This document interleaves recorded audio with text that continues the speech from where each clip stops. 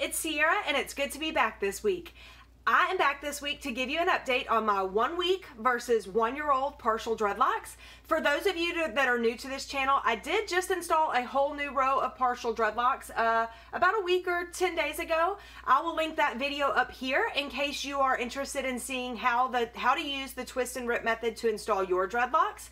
For those of you that have been with me for a while, welcome back. Today I'm going to discuss the major differences between my 1-week-old dreadlocks and my 1-year-old dreadlocks. And that includes how they look, how they feel, how they're maintained, and whether or not I've gone swimming and washed my dreadlocks yet.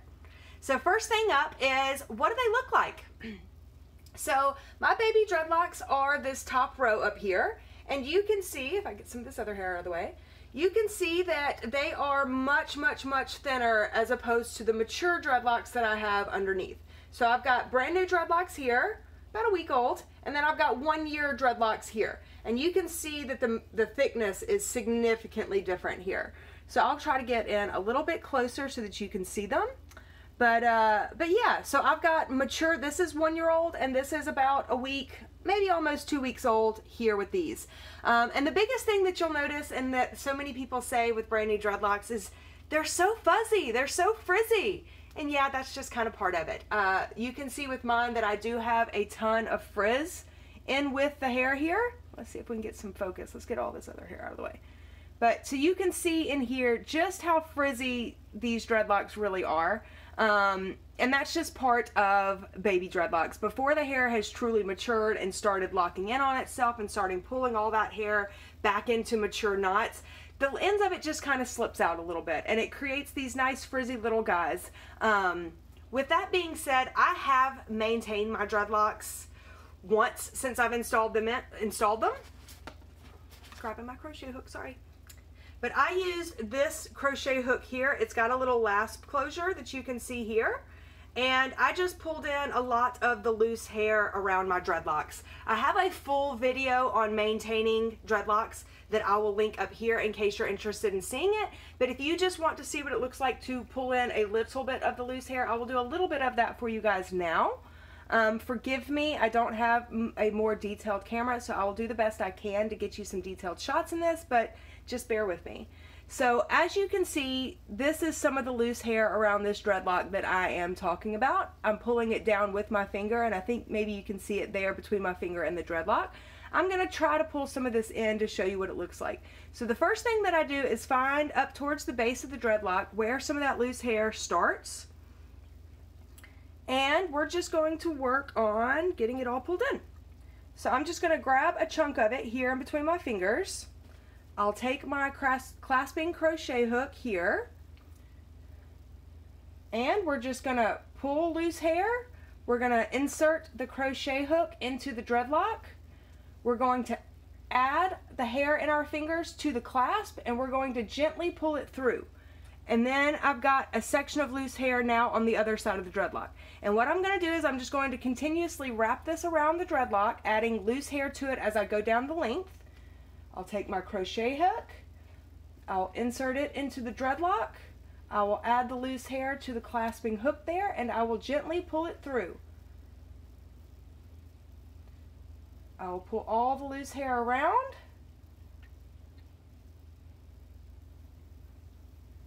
Latch it into the crochet hook here, and gently pull it. Oh, I think I missed it on that one, but let's try again. It happens.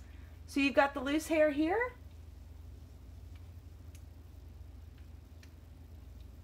I'm going to insert my crochet hook here. We will latch in the loose hair, and we will gently pull it through. So it's a little bit of a slower process, but I'm here to show you with a little time and care. You can get all of these loose hairs threaded into the dreadlock and down the length. I would continue to do this whole process down the length of the dreadlock if I was taking the time to do all of that. But since this is just a quick update, I just kind of wanted to show you what that looked like really fast instead of doing the whole length. Again, you can check out my maintaining dreadlocks video if you want to see the full spread of doing a whole head or several of them. Aside from that, I would say the biggest change that I've noticed with my dreadlocks is the roots are getting nice and frizzy. So let's see if we can get a close-up on that. So here you can see that I've got the root of my dreadlock here, right? And it's all loose hair, but we're starting to get some frizzy knots in there, and I'm encouraging this along the way by root rubbing. So what I've been doing is I've been taking my new baby dreadlocks, and I've been grabbing where I can find the first real set of knots. So right around here is where my knots actually start, and what I've been doing is grabbing there, pushing the loose hair down to the scalp and rubbing. It doesn't matter if you rub clockwise or counterclockwise, but just a little root rubbing. And what that does, it adds some friction, and it adds some movement with the hair at the base of your locks there, so that you get a little bit of a frizzy knot nest. And while that may not sound appealing to people with loose hair, to people with dreadlocks, it's a really good thing. So anyway, I have been encouraging my knots to pick up on the frizz and start adding to the knots by doing root rubbing. Now granted, the bases of your dreadlocks is where you will see them start to mature first. I don't expect to see any mature looks or any signs of true maturing at this point. It's just too early, but you can encourage it by keeping the loose hair at your roots rubbed in so that it stays a little bit knottier to start with, and it kind of encourages those knots to start setting a little bit earlier. Now for a question that I get all the time. Do you have to maintain dreadlocks once they're installed? And the simple answer is no. There are some people who let their dreadlocks form from the freeform method, and that's where they literally just stop brushing their hair. And over time, their hair will section itself out and form into dreadlocks and mature over time. And so technically, you don't have to do anything. If you've already gotten to the point that your dreadlocks are installed, and you've got a week-old dreadlocks, and you just want to let them ride, and you just want to let them rock as is and not do anything to them for the duration of their life, the good news is that you don't have to. I am here to give an insight of how to keep your dreadlocks a little bit tidier. I like the look of nice, neat, tidy dreadlocks, and so I like to offer advice as to how other people can do that for themselves. So many people think that you have to pay good money to go have your dreadlocks maintained by a professional, and here I like to show people that I'm a year in and I have never had professional maintenance done. And so this video is really just kind of showing what the first couple of weeks look like, what your options are for maintenance, and then possibly how to get some of that done for yourself if you're interested. With that being said, my dreadlocks are between a week and 2 weeks old, and so far all I have done for them is root rub them to help the knots get frizzy and get knotty and really start to gather some friction. And then I have also maintained them down the length, pulling in the loose hair one time. With that being said, I think it helps to keep your dreadlocks not only looking nicer, but I think occasional maintenance also helps your dreadlocks to mature faster. As you're root rubbing the bases of your dreadlock, that loose hair that forms the root is pulling on all the knots down the length of your hair. So as you gain knots here, you're actually helping to set the knots further down in the dreadlock, which helps your dreadlocks mature faster. Also, when you use a crochet hook, whether you're using a clasping crochet hook like this one, or whether you are using a regular small crochet hook more similar to this one, either way, those are going to also help your dreadlocks mature a little bit faster. What you're doing is you're taking hair from outside the dreadlock and pulling it down into the center of the dreadlock, helping to encourage knots form along its dense base, which is what dreadlocks take time doing, or take the longest doing over time. So by adding in these regularly scheduled maintenances, or pulling in the loose hairs, or tightening them up at the roots, you're actually helping your dreadlocks to mature a little bit faster over time. And the reason why I say this is because I'm at 1 year in with the majority of my dreadlocks. Anything but this top row here is a full year old, and they have matured beautifully in their first year. I mean, I am so happy with their thickness and how much of the length has matured in this first year. And I really think a lot of that has to do with how much care that I've given them. So if you like the look of nice, tidy, neat dreadlocks, and you like the look of my dreadlocks, then these may be some of the steps that you want to follow with your new dreadlocks.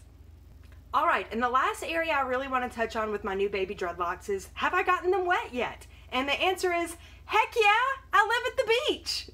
With that being said, I actually washed my dreadlocks the day after they were installed. So on the very first day of their life, they got a bath. They were washed. I felt like my hair needed it. My scalp was a little irritated, so I gave them a bath, and I had absolutely no problems. On the second day of their life, I went swimming out in the ocean. So I doused them in a good soak of salt water. I let that salt water sit overnight. I did wash my hair again the next day.